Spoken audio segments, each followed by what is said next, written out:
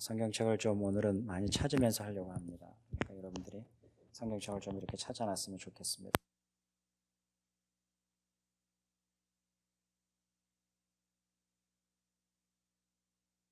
갈라디아서 우리 오늘 1장 6절에서 9절까지 보겠습니다.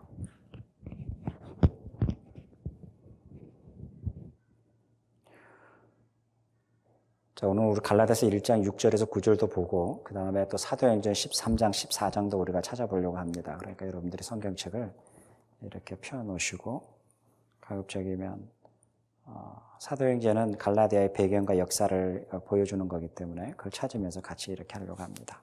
우리 6절 같이 한 목소리 읽겠습니다. 여러분은 그리스도의 은혜 안으로 불러주신 분에게 여러분이 그렇게 빨리 떠나 다른 복음으로 넘어가는 데는 나는 놀라지 않을 수가 없습니다.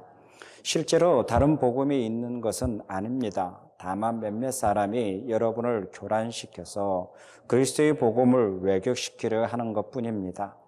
그러나 우리들은 또 하늘에서 온 천사라 할지라도 우리가 여러분에게 전하는 것과 다른 복음을 여러분에게 전한다면 마땅히 저주를 받아야 합니다. 우리가 전에도 말하였지만 이제 다시 말합니다. 여러분이 이미 받은 것과 다른 복음을 여러분에게 전하는 사람이 있다면 그가 누구든지 저주를 받아야 마땅합니다. 아멘. 자, 오늘은 6절부터서 9절까지입니다. 다음 주에는 우리가 9절부터서 12절까지 바울이 이야기하고 있는 복음이 뭔가를 좀 구체적으로 보지만 오늘은 바울이 이야기하고 있는 복음이 무엇인가를 구체적으로 보는 것이 아니라 바울이 이야기하는 different gospel, 다른 복음이 무엇인가를 조금 우리가 생각을 해보려고 합니다. 그리고 바울이 왜 이 갈라디아서 가운데에서 보면 다른 서신들과 다르게 이 편지에 보면 서두가 굉장히 우리가 첫 느낌이 바울이 굉장히 화가 나 있구나, 굉장히 분내 있구나, 그것을 느낄 수가 있습니다. 왜냐하면 다른 서신에게는 항상 편안한지 또 하나님 앞에 감사함이 무엇인지를 그들에게 문안하는 글로 시작을 하는 반면에 이 갈라디아서는 그렇게 시작하지를 않습니다. 이 갈라디아가 기록된 것이 AD 47년에서 48년, 49년 사이라고 했을 때에 바울이 이 갈라디아서를 기록한 배경을 보면 바울이 굉장히 다급했다, 급했다. 그 다음에 바울의 마음속에는 굉장히 놀라움이 있다. 그래서 그게 너무 크기 때문에, 충격이 너무 크기 때문에 어떻게 지내느냐, 하나님 앞에 편안히 있느냐, 하나님 앞에 참 너희들의 그 감사함이 너무나 좋구나 라고 하는 이 문안의 문안의 글들이 없이 곧바로 바울이 그들에게 편지 내용들을 이렇게 보면 우리가 당황스럽지 않을 수가 없습니다. 그래서 우리 갈라디아 이런 배경, 이런 이야기들을 보면서 어쩌면 오늘 우리들에게도, 오늘 우리 시대에 살고 있는 우리들에게도 또 다른 복음이 주는 영향력이 있을 수 있다는 겁니다. 그래서 우리를 혼미하게 할 수 있고 우리를 빨리 그 길로 갈 수 있는 길을 만들 수도 있는 그런 다른 복음이 오늘날에도 존재한다는 겁니다. 그래서 1세기뿐만 아니라 이제 이 부분을 보면서 오늘 우리에게도 한번 적용해 볼 수 있는 본문이기 때문에 오늘의 우리 포커스는 바울이 왜 이렇게 분냈는가? 두 번째, 대체 다른 복음의 정체는 뭔가? 이 부분인 거예요. 1세기에 가장 유명한 그 이단들이 있습니다. 그 중에 하나가 에비온파라고 지난주에 이야기했죠. 바리새파 유대인들이 개종을 했던 사람들. 그 다음에 그것이 30년에서 80년까지 초대교회를 가장 많이 교회를 흔들고 혼란스럽게 합니다. 그 다음에 나타나는 게 있습니다. 그것은 뭐냐면 육신을 인정하지 아니하고 영혼만 인정하는 그룹이 나타납니다. 이것이 초대교회 그 다음에는 굉장히 많이 힘들게 합니다. 하나님은 우리들에게 예수 그리스도를 통해서 육신이 무언가를 보여주고 그리고 또 예수 그리스도를 통해서 영이 무엇인가를 보여줬습니다. 80년 이후에 그 다음에 AD 80년부터 시작되는 그 수많은 초대교회 안에서 또 다른 이단이 나왔던 부분이 육신을 하나님이 인정하지 아니하고 영혼만을 가지고 이야기하는 또 다른 이단이 나타납니다. 그것은 이제 다음 주에 복음에 대해서 이야기할 때 이야기고 오늘은 바리새파 유대인들이 이야기하고 있는 복음 그리고 바울이 왜 분냈는가에 대한 것들만 우리가 집중적으로 한번 보려고 합니다. 먼저 바울이 여기 편지에 보면 우리가 갈라디아서 1장에 보면 갈라디아 교회들에게 편지를 했죠. 그러면 이 갈라디아 교회들이 어떻게 형성됐는가 우리가 한번 찾아보자고요. 사도행전을 봅시다. 사도행전 13장 사도행전 13장에 보면은 갈라디아 처음에 바사의 안디옥으로 갈라디아 바울이 바나바와 바울이 복음을 전하기 위해서 갑니다. 그래서 오늘 여기에 보면은 14절. 사도행전 13장 14절 253페이지 같이 한번 읽을까요? 시작. 그들은 보가에 더 나아가 바사디아의 안디옥에 이르러 안식일에 해당에 들어가 앉았다. 그들이 누구겠어요? 바울과 바나바겠죠. 그 일행이겠죠. 그러고 난 다음에 16절. 그래서 바울은 일어나서 손을 흔들고 말했다. 이스라엘 동포 여러분, 그리고 하나님을 두려워하는 사람들이여 내 말을 들으십시오 라고 해서 해당에서 하나님의 복음을 전하기 시작을 합니다. 그러고 난 다음에 자 43절 한번 볼까요? 43절에 보면 해중이 흩어진 뒤에도 유대 사람들과 경건한 개종자들이 바울과 바나바를 많이 따랐다. 바울과 바나바는 그들에게 말을 걸면서 늘 하나님의 은혜에 머물러 있으라고 권하였다라고 이야기를 합니다. 이것이 이제 안디옥, 여기서 복음을 전하는 부분입니다. 그 다음에요, 14절, 44절 볼까요? 그 다음 안식일에는 온 동네 거의 다 하나님의 말씀을 들으러 모였다라고 합니다. 여러분, 이곳에서 바울과 바나바가 복음을 전하는 이야기입니다. 그런데 그 가운데 50절에 보면 이런 일도 있습니다. 50절 볼까요? 그러나 유대 사람들은 경건한 가부들과 그 성의 지도층 인사들을 선동해서 바울과 바나바를 박해하게 하였고 그들은 그 지방에서 내쫓았다라고 이야기를 합니다. 자, 그 다음에 이제는 이고니온으로 바울이 갑니다. 14장으로 가면 자, 14장에 가서 또 바울이 가서 이고니온과 바울의 일행들이 가서 복음을 전하죠. 3절 한번 같이 해볼까요? 14장 3절입니다. 두 사도는 오랫동안 거기에 머물면서 주님을 의지하며 담대하게 말하였다. 주님께서는 그들의 손으로 표징과 놀라운 일을 행하게 하셔서 그들이 전하는 은혜의 말씀을 확증하셨다라고 합니다. 여러분, 이고니온에서도 동일하게 복음을 전하기 시작을 합니다. 여러분이 그걸 보면서 여러분 저희가 그 카카오톡에 그 사진을 올려놨습니다. 이미지 파일. 거기에 보면은 거기 이미지에 보면은 이고니온이 어딘지가 나오고 있고 첫 번째 사진 이미지에 파워포인트 이미지에 보면 그 바울이 전했던 1차, 2차 복음의 그 지도가 지금 오늘날의 지도의 나라가 어떤 나라인지에 대해서 기록되어 있는 지도고요. 그 다음에 두 번째 파일은 바로 바울이 1차, 2차, 3차 복음을 전하는 그 지역, 도시들을 마크해 놨습니다. 그래서 여러분들이 안디옥, 이고니온, 그 다음에 루스드라가 어느 곳인지를 그 파일을 보면서 보면 아마 지역을 아는 거예요. 오늘날의 터키 지역이겠죠. 자, 그 다음에 5절을 한번 같이 볼까요? 그런데 이고니온에서 이런 일이 벌어졌어요. 그런데 이방 사람들과 유대 사람들이 그들의 간원들과 합사하여 바울과 바나바를 모욕하고 돌로 쳐 죽이려 했다. 여러분, 바울과 바나바는 이렇게 안디옥뿐만 아니라 이고니온에서 복음을 전할 때 거의 죽을 뻔하고 정말 그들에게 목숨 걸고 복음을 전한 것이었고 그 가운데 복음을 경험했던 이들이 가정이라는 공동체 안에서 뭐 해당해서 모일 수는 없을 거 아니에요. 가정이라는 공동체 안에서 그들이 바울이 전했던 복음을 듣고 개종을 해서 그 복음의 말씀을 묵상하면서 가는 그룹들로 이제 탈바꿈 되는 거죠. 자, 그 다음에 8절에 보면 이제는 루스드라가 나옵니다. 그 지도에 루스드라가 또 어느 곳인지 나오죠. 8절 보면 14장 8절 같이 한번 읽을까요? 루스드라에 발을 쓰지 못하는 지체장애인 한 사람이 앉아 있었다. 그는 나면서부터 묵 걷는 사람이 되어서 걸어본 적이 없는 사람이었다라고 합니다. 그 루스드라에서 놀라운 일이 벌어지죠. 어떻게 벌어집니까?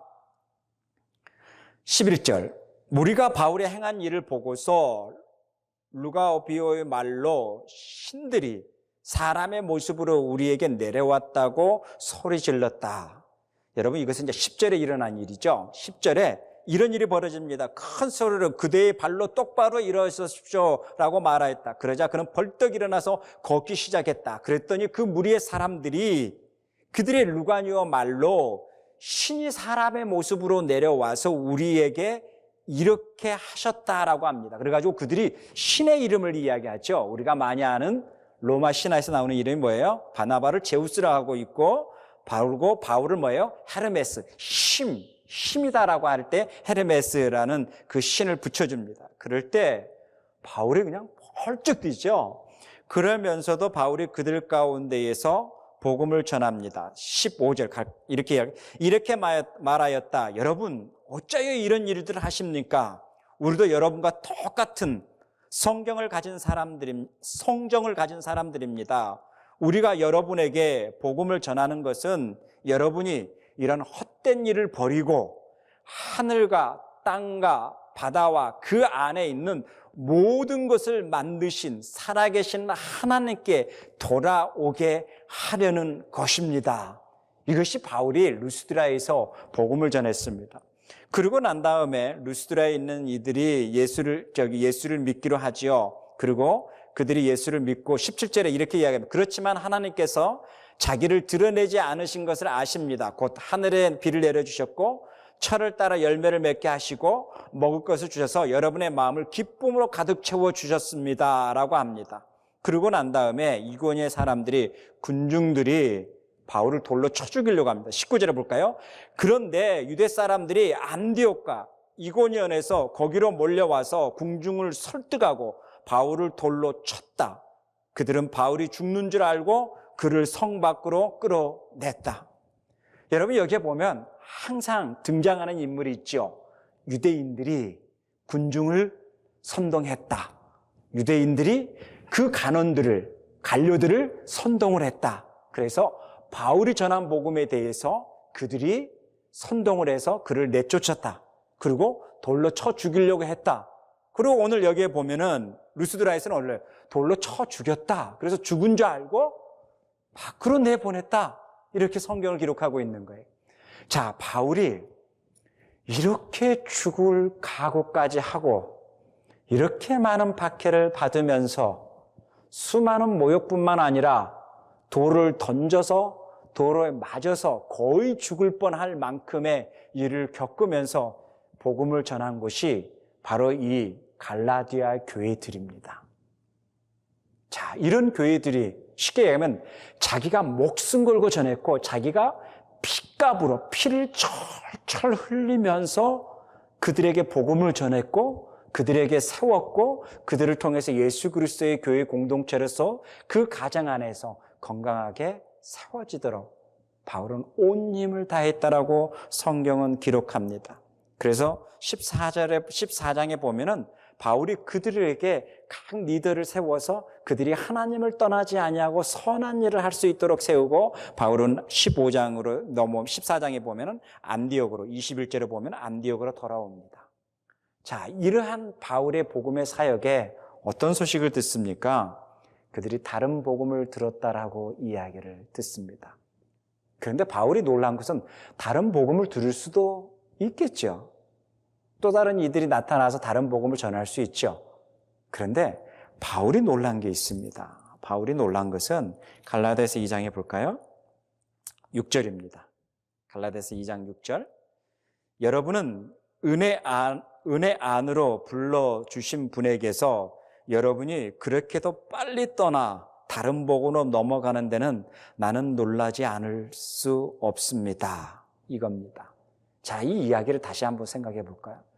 그렇게 수고하고 복음을 세워서 건강하게 하나님의 말씀으로 거기서 오랫동안 머물면서 복음을 전했었던 그 지역 안에서 그 수고함과 그 시간과 비례해 봤을 때 고작 며칠 그 복음을 듣고 다른 복음을 듣고 그렇게 빨리, 이 표현이 너무너무 충격적이지 않아요? 서서히가 아니라 그렇게 빨리 여러분들이 다른 복음으로 넘어갈 줄은 자기 자신도 몰랐습니다. 너무나 놀랐습니다. 라고 하는 것이 바울의 서두입니다. 그러면서 바울이 그들에게 다른 복음이 무엇인지 그 부분인 거죠. 그러니까 바울이 그들에게 놀란 것은 그 수고함이 많았는데 그들이 그렇게 빨리 그 다음에 다른 복음으로 넘어갔다는 것에 대해서 바울에게는 충격이라는 거예요. 여러분, 오늘날도 많은 이들이 복음을 저버리게 되면은 오늘날 같은 경우는 아예 교회 자체를 나가지를 않죠. 왜냐하면 IT 문명이 발달되다 보니까 모든 사람들이 이제는 인터넷으로 예배를 드릴 수 있다라고 이야기를 합니다.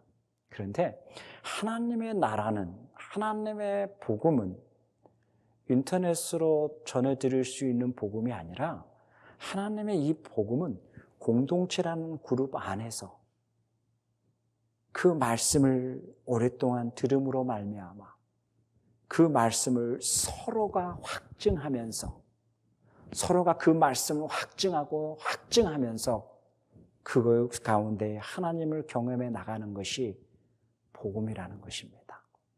복음은 지식이 아니기 때문에 시험 봐가지고 패스하는 그런 지식의 전달이라면 인터넷 강의를 충분히 들어서도 가능하겠죠.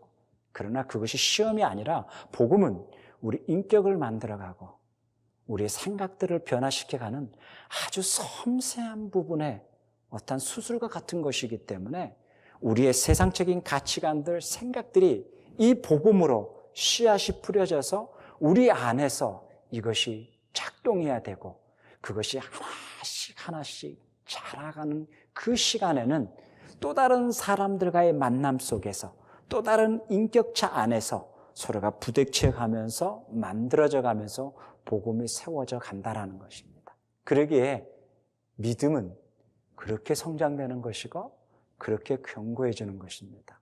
그런데 이들이 믿음이 견고해지기도 전에 그들이 그렇게 빨리 무너지고 넘어갔다라는 것입니다. 그것은 사도행전에서도 그것을 이야기하고 있습니다. 사도행전 한번 넘어가 볼까요? 15장에 보면 이렇게 나와 있습니다. 사도행전 15장 259페이지 24절입니다.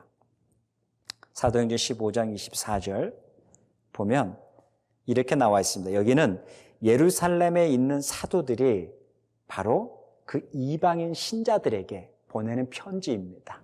자, 24절 같이 읽을까요? 그런데 우리 가운데 몇몇 사람이 여러분에게로 가서 우리가 시키지도 않는 여러 가지 말로 여러분을 혼란에 빠뜨리고 여러분의 마음을 어지럽게 하였다라는 소식을 들었습니다 라고 합니다. 그래서 이 이야기는 뭐냐면 사도행전의 배경에 보면 바로 이 갈라디아의 이야기가 나오고 있습니다.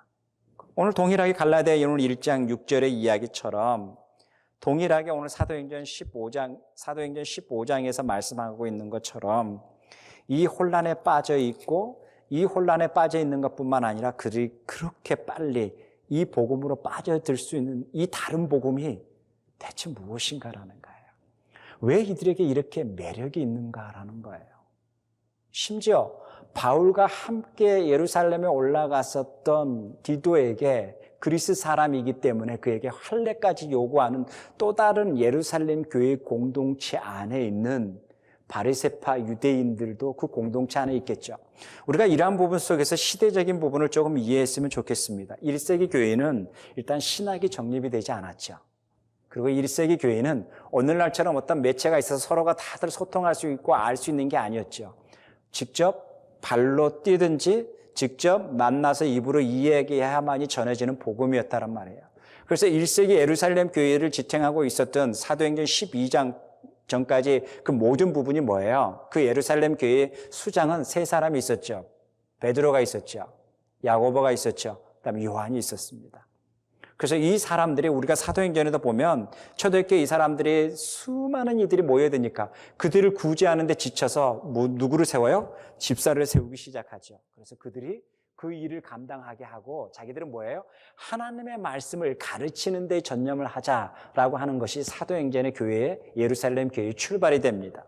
그래서 구제하는 부분이 예루살렘 교회는 가장 큰 문제가 됐죠. 그래서 바로 이 이방인 교회들이 예루살렘이 구제하고 있는 부분에 재정이 부족하기 때문에 그들이 헌금과 연보를 해서 예루살렘 교회로 재정을 보내서 그 예루살렘 교회가 그 재정으로 가난한 자를 돌보게 합니다. 동일하게 갈라디아에서도 그 이야기가 나옵니다. 2장에 보면 베드로와 그 바울의 이야기에서도 그 이야기가 나오기도 합니다. 어쨌든 이러한 1세기에 있는 예루살렘 교회 안에 신학이 정립되지 않았었죠. 그 다음에 그 가운데에 얼마나 많은 그 바리새파 유대인들, 그 다음에 전통 유대인들이 기독교를 개종했지만 그들에게 어떤 교과서가 있는 것도 아니었었고 그들에게 어떤 텍스트가 신론이 있었던 것도 아니었었고 그들에게는 유일하게 예수를 목격했었고 예수의 이야기가 있었고 그들 나름대로 기억하고 있고 기록한 것이 전부라는 거예요. 그러기에 해석은 모두가 다를 수가 있다는 거예요. 그래서 1세기에 많이 나타나는 특히 이방인 교회에서 이런 해프닝이 벌어졌어요. 바울의 복음, 베드로의 복음, 야고보의 복음, 요한의 복음, 어떻게 이게 이렇게 나눌 수 있겠습니까? 그런데 이런 해프닝이 벌어질 정도로 1세기에는 그러한 부분이 정립이 되어 있지를 않다라는 거예요.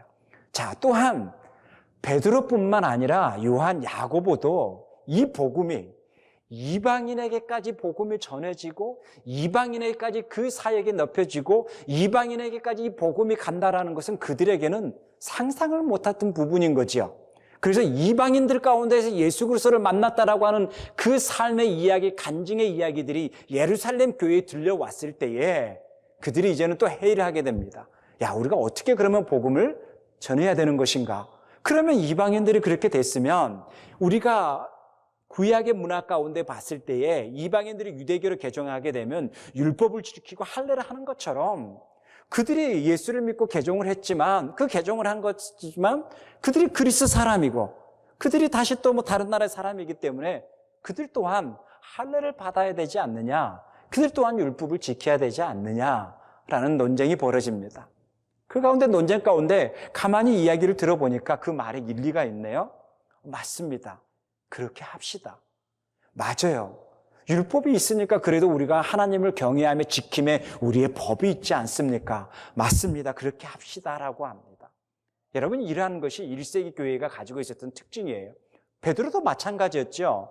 그래서 베드로가 이 부분 속에 바울과 논쟁이 벌어지고 우리가 이제 갈라디아에서 그 이야기가 다음에 나오지만 바울이 베드로를 호되게 야단칩니다.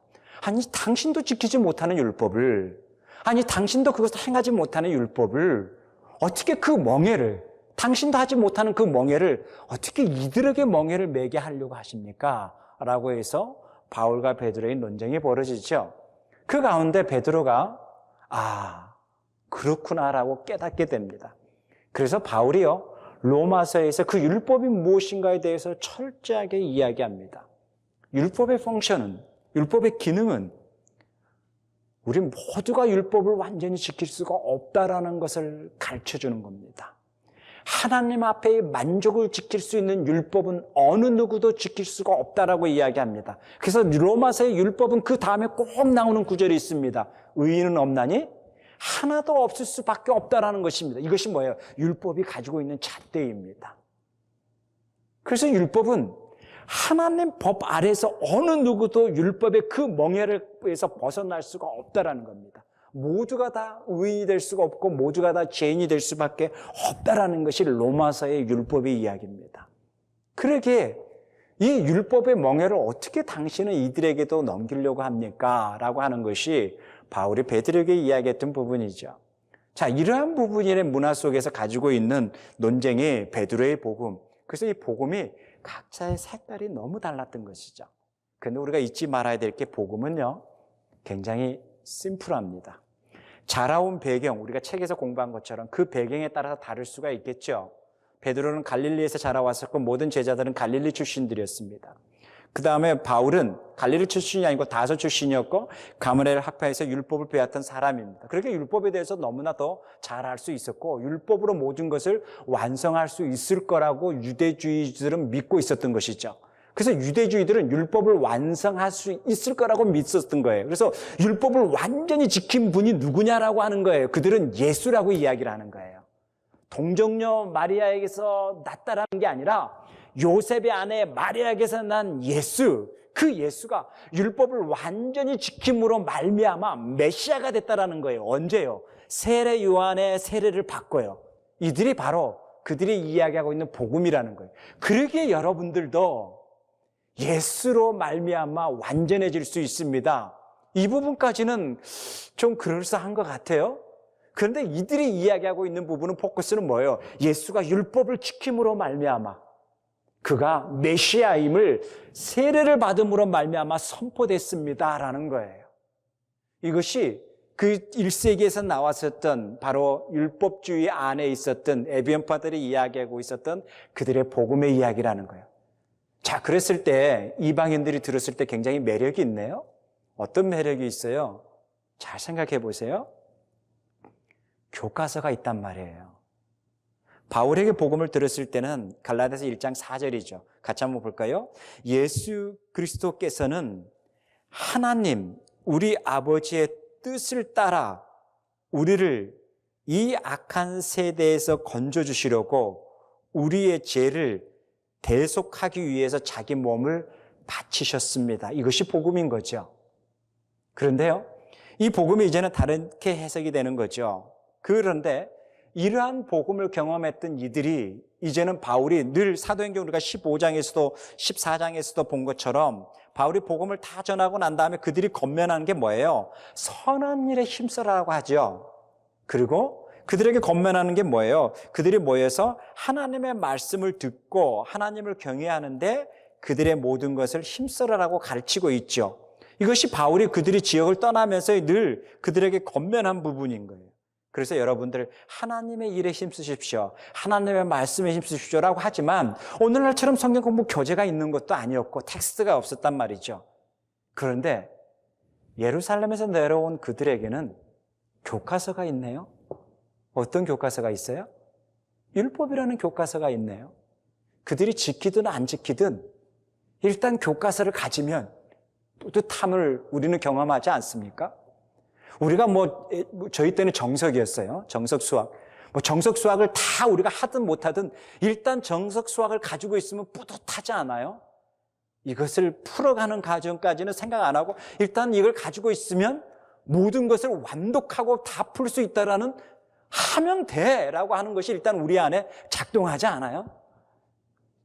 저는 중학교 졸업하고 이제 고등학교 가기 전에 그걸 딱 듣고 막 뭐든지 이제는 다 수학 문제는 다 내 손 안에 있다. 다 풀 수 있다라고 하는 막 자신감이 불같이 일어났는데 막상 현장에 들어가 보니까 그것은 아니라는 것을 빨리 깨닫게 된 거죠. 동일한 거죠.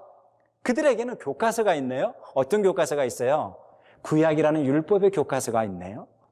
그 교과서를 가지고 그들에게 이야기를 합니다. 예수가요, 그 율법을 완전히 지킴으로 말미암아 하나님이 그를 메시아 되게 하셨습니다. 그래서요, 세례 요한의 세례를 받고 그는 메시아로서 하나님의 복음을 이야기했습니다라고 합니다. 그랬더니 그 이방인들에게는 그것이 매력이 되는 겁니다. 아, 지켜야 될 교과서가 있구나. 그랬더니 경건하고 싶어하는 그들의 마음, 왠지 더 공부하고 싶어하는 그들의 탐구적인 마음, 왠지 더욱더 경건해지고 싶어하는 그들의 마음과 그것이 딱 일치가 됩니다. 그래서요, 율법을 지키기로 합니다. 왠지 바울의 복음이 너무 쉬운 것 같았어. 왠지 바울의 복음이 너무 심플했어. 그렇지. 어떻게 이게 공짜가 될 수가 있겠어?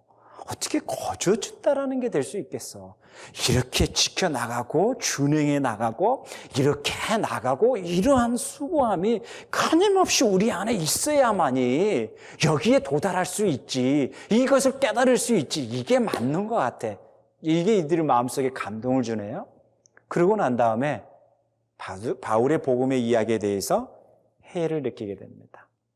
그런데 또 예루살렘에서 왔던 그 무리들이 이렇게 이야기합니다. 우리는 베드로와 친분을 나누고 있고 요한과 친분을 나누고 있고 야고보와도 친분을 나누면서 우리는 그 예루살렘 교회에 있었습니다. 우리는 그 교회 출신들입니다라고 하니까 맞아. 바울은 거기에서 파송되지도 않았었고 거기 사도들도 아니었었고 바울은 그 베드로와도 친분이 있는 것 같지도 아니하고 그 이야기를 들으니까 갑자기 뭐예요? 무게가 이동을 하죠. 어디로 이동합니까? 예루살렘에서 왔던 그들에게 더 말이 신뢰가 될 수 있는 무게로 이동하게 되는 거죠. 그 부분 속에서 뭐예요? 그들이 오늘 6절에 보면 그렇게 빨리 다른 복음으로, 그래, 복음은 그렇게 그냥 은혜로만 가는 것이 아닌 것 같아 라고 하는 부분이 되는 거죠. 이 이야기를 바울이 듣고 너무너무 화가 난 거죠. 그러고 난 다음에 바울이 그의 역사에 대해서, 그의 인생의 역사에 대해서 10절부터서 이야기를 하고 그 다음에 11절, 12절, 13절 자기가 어떻게 유대교에 나와서 예수를 만났는지, 그리고 자기가 곧바로 예루살렘으로 가지 아니하고 사람들에게 가지 아니하고 어떻게 내가 예수 그리스도와의 깊은 아라비아 사막에서 만남을 가졌는지, 그리고 바울이 그 가운데 3년이 지나고 난 다음에 예루살렘에 가서 베드로를 만나 자기가 그 예수님 만나는 이야기를 하고 야고보도 만나고 그리고 그들에게 악수하고 그리고 와서 자기는 이방인에게 복음을 전했던 이 이야기들. 그래서 나는 베드로에게 교육을 받은 것도 아니었었고, 나는 예루살렘 스몰 그룹에서 열심히 성경 공부를 해가지고 교육을 받은 것도 아니었고, 나는 철저하게 예수 그리스도를 만남으로 말미암아 이방인의 사도로 부르심을 받아서 내가 이 사역을 하고 있다라고 하는 것을 이야기를 합니다. 왜 바울이 이야기를 하겠어요? 바울에 대한 그런 모든 배경에 대해서 이 일을 제기하고 있고, 그 예루살렘에 오던 이들이 바울은 왠지 사이비 같아 라고 했을 때에 바울이 자기가 누구인가에 대한, 자기 신분에 대한, 그리고 어떻게 인격적으로 예수님을 만나는가에 대한 것들을 이야기하는 거죠.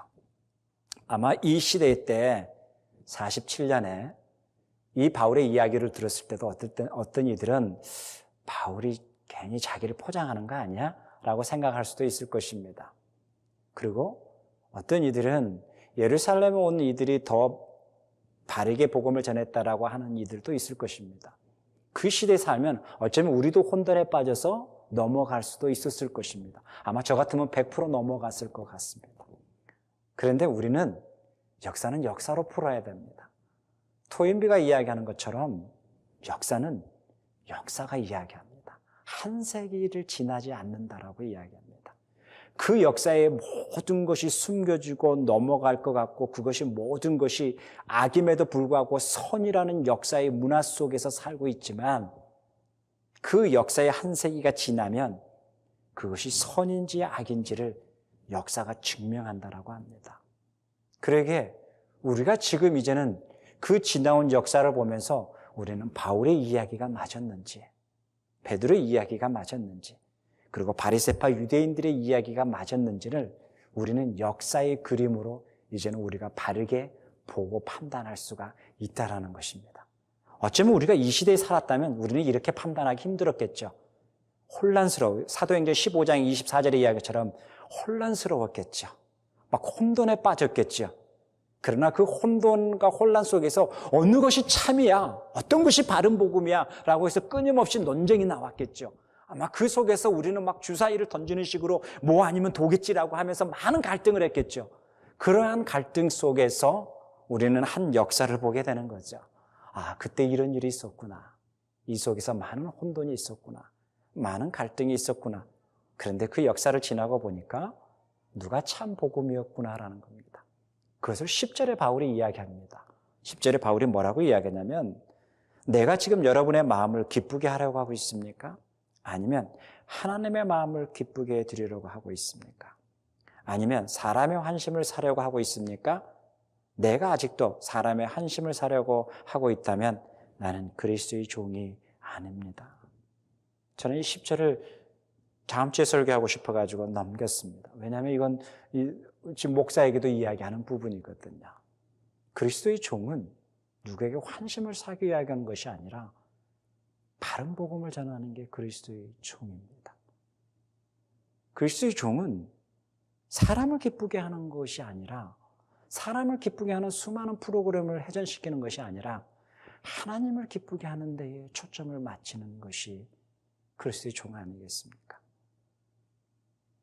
만약에 사람을 기쁘게 하는 수많은 프로그램에서 교회가 100명이 모인 것과 단 두세 사람이 모여서 하나님을 기쁘게 하는 데에 우리의 마음을 전심하고 있다면, 여러분, 하나님을 기뻐하는 교회는 어디라고 생각을 하십니까?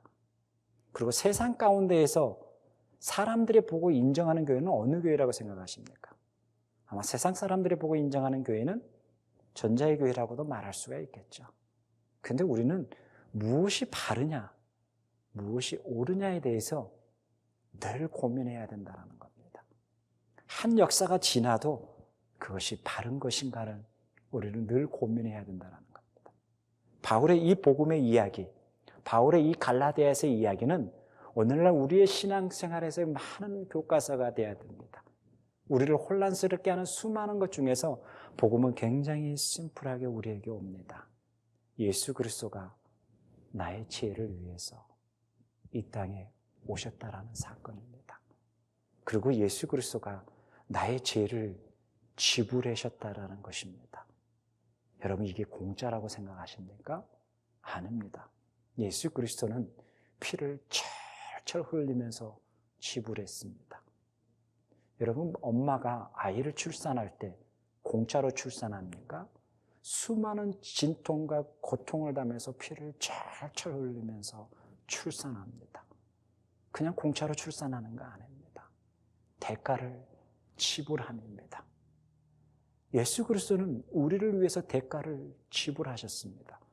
그 대가를 지불했음에도 불구하고 도무지 우리는 그 대가를 지불할 수 없기에 우리에게 주신 은혜가 바로 구원이라는 것입니다.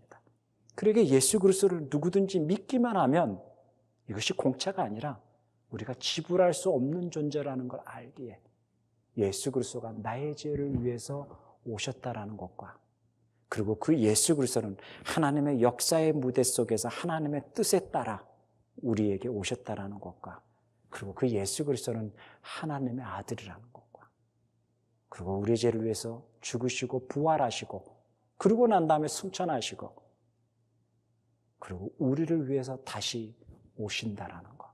이것이 뭐예요? 복음이라는 겁니다. 그런데 어떻게 보면 굉장히 논리적이지도 않지요. 어떤 교과서가 있고 어느 때는 이 복음이 굉장히 피상적으로 보여지죠. 그렇지만 교과서가 있고 질서가 있고 율법이 있고 법과 룰이 있고 준행해야 될 게 있는 것이 더 다가올 수 있겠죠.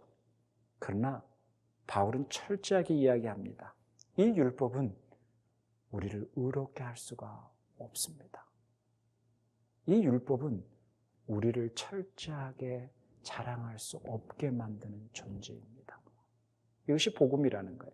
그래서 이 복음에 대한 이야기가 끊임없이 우리들의 삶을 장애한다는 겁니다. 여러분, 예수 그리스도의 인격적인 만남이 있습니까? 1세기에 제가 좋아하는 철학자 가운데 한 사람이죠. 세네카라는 사람이 이런 말을 했습니다. 출항과 동시에 사나운 폭풍에 밀려나가다가 사방에서 불어오는 바람과 같은 자리를 빙빙 표류했다고 해서 그 선언을 긴 항해를 마친 사람이라고 말할 수 없을 것입니다. 그는 긴 항해를 하는 것이 아니라 그저 오랜 시간을 수면 위에 떠 있었을 뿐입니다. 이 세네카는 또 이런 말을 좀 했습니다. 그러기에 노년의 무성한 백발과 깊은 주름을 보고 그가 오랜 인생을 살았다고 단정할 수 없는 일입니다. 그 백발의 노인은 오랜 인생을 산 것이 아니라 다만 오래 생존한 것일지도 모릅니다. 우리의 인생이라는 큰 바다에 우리가 하나님의 부르심의 이 복음을 경험하는 이들이 표류하지 않았으면 좋겠습니다. 우리가 분명한 하나님의 구원의 목적에 하나님은 우리를 부르심에 하나님 나라를 이루시는 그 목적에 우리 모두가 항해자가 되었으면 좋겠습니다. 그래서 인생이 어느 날 백발이 무성해서 표류하는 인생으로서의 백발로 있는 것이 아니라 인생을 인생답게 살아온 주름과 백발이 있는 그러한 우리의 신앙의 모습이 되었으면 합니다. 기도하겠습니다. 하나님 아버지 감사합니다. 날마다 우리를 붙잡아 주셔서 갈라디아 교회의 이야기, 그들이 그렇게 빨리 다른 복음으로 넘어간 그 이야기들, 그리고 하나님의 복음에 대해서 회의하고 의심하면서 율법의 복음에 매력되어 가고 있는 그 모습들을 보면서 어쩌면 오늘날 우리들의 이야기일 수도 있고 어쩌면 우리가 지금 고민하고 있는 이야기일 수도 있습니다. 하나님 우리에게 은혜해 주셔서 예수 그리스도의 복음이 우리로 하여금 더욱더 건강하게 하고 우리 인생에서 표류하는 것이 아니라 하나님의 나라를 향해서 항해할 수 있는 이 땅에 건강한 그리스도인으로 살아갈 수 있도록 주님 축복하여 주시기를 원합니다. 감사합니다. 예수님의 이름으로 기도하옵나이다. 아멘.